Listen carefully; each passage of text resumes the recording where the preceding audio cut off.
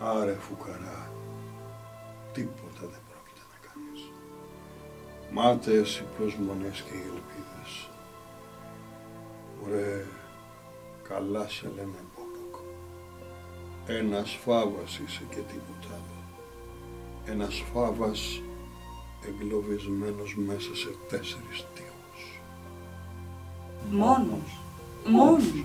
Για την ακρίβεια, εγώ και εγώ είμαστε. Σίγουρα με περνάτε για άλλη. Αφού είμαι πλάσμα του προσωπικού σου κόσμου. Μόνο τα δικά σου μάτια μπορούν να με δουν.